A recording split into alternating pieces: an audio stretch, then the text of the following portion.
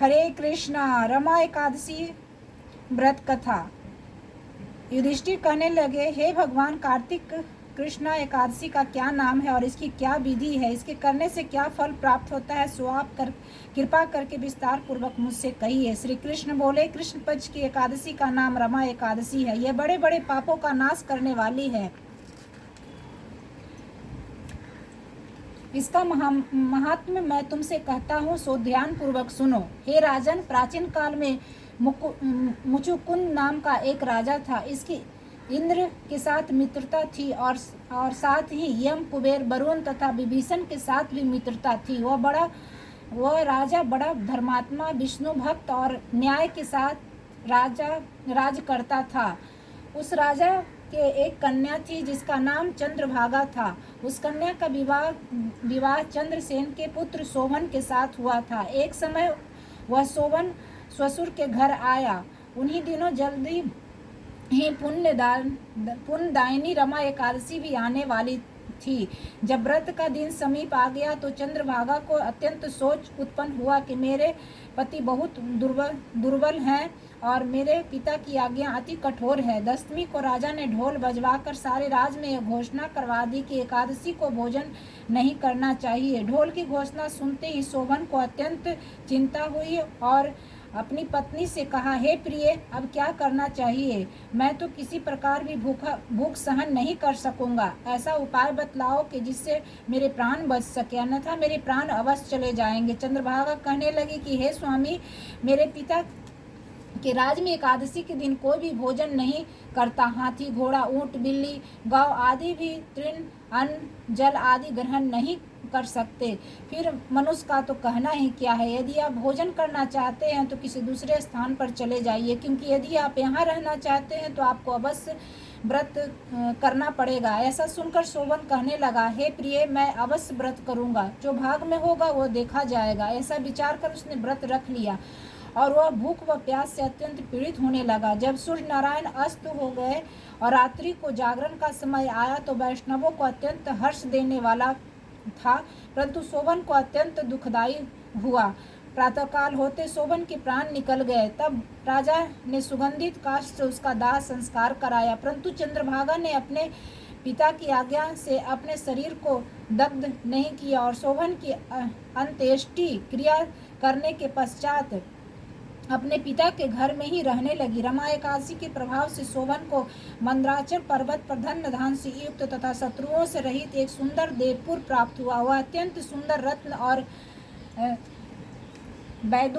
बैदूर मणि जड़ित स्वर्ण के खंभों पर निर्मित अनेक प्रकार के स्फटिक मणि से सुशोभित भवन में बहुमूल्य वस्त्राभूषणों तथा छत्र व चंबर से विभूषित गंधर्व और अप्सराओं से सुशोभित सिंहासन पर आरूढ़ ऐसा लगता था मानो दूसरा इंद्र विराजमान हो।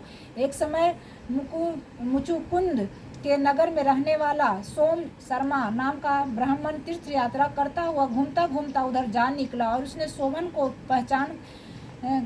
पहचान कर कि यह तो राजा का जमाई शोभन है, उसके निकट गया। शोभन भी उसको पहचान कर अपने आसन से उठकर उसके पास आया और प्रणाम आदि करके कुशल प्रश्न किया। ब्राह्मण ने कहा कि राजा मुचुकुंद और आपकी पत्नी चंद्रभागा कुशल से है। नगर में भी सब प्रकार कुशल है, परंतु हे राजन, हमको अत्यंत आश्चर्य हो रहा है।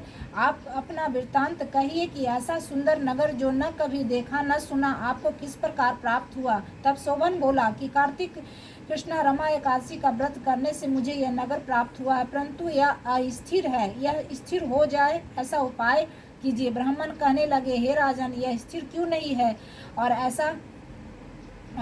कैसे स्थिर हो सकता है, यह आप बताइए। फिर मैं अश्वमेव वह उपाय करूंगा। मेरी इस बात को आप मिथ्या न समझिए। शोभन कहने लगा, मैंने इस व्रत को श्रद्धा रहित होकर किया है, अतः यह सब कुछ अस्थिर है। यदि आप मुचुकुंद की कन्या चंद्रभागा को यह सब वृत्तांत कहे तो यह स्थिर हो सकता है। ऐसा सुनकर उस श्रेष्ठ ब्राह्मण ने अपने नगर में लौटकर चंद्रभागा से सब वृत्तांत कहा। ब्राह्मण के वचन सुनकर चंद्रभागा बड़ी प्रसन्नता के साथ ब्राह्मण से कहने लगी कि हे ब्राह्मण, यह सब बातें आपने प्रत्यक्ष में देखी है या स्वप्न की बात कर रहे हैं। ब्राह्मण कहने लगे कि हे पुत्री, मैंने महावन में तुम्हारे पति को प्रत्यक्ष देखा है, साथ ही किसी से विजय न हो ऐसा देवताओं के नगर के समान उनका नगर भी देखा है। उन्होंने यह भी कहा है कि यह स्थिर नहीं है, जिस प्रकार वह स्थिर रह सके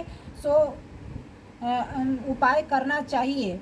चंद्रभागा कहने लगी, हे विप्र, तुम मुझको वहाँ पर ले चलो।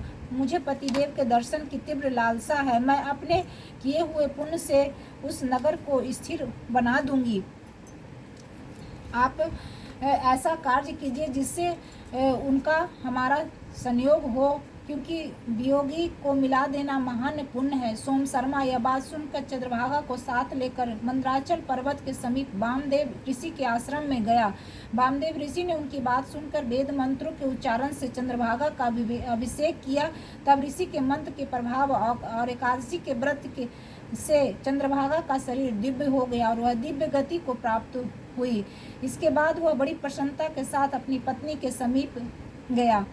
अपनी प्रिय पत्नी को आते देखकर शोभा ने अत्यंत प्रसन्न हुआ और उसको बुलाकर अपनी बाईं तरफ बिठाया। चंद्रभागा कहने लगी कि हे प्राणनाथ, आप मेरे पुण्य को ग्रहण कीजिए। अपने पिता के घर में जब मैं 8 वर्ष की थी, तब से विधि पूर्वक एकादशी के व्रत को श्रद्धा पूर्वक करती आ रही हूँ। इस पुण्य के प्रताप से आपका यह नगर स्थिर हो जाएगा तथा समस्त कार्य पूर्ण होकर प्रलय के अंत तक रहेगा। इस प्रकार चंद्रभागा दिव्य रूप धारण कर तथा दिव्य आभूषणों और वस्त्रों से सुसज्जित होकर अपने पति के साथ रहने लगी। हे राजन, मैंने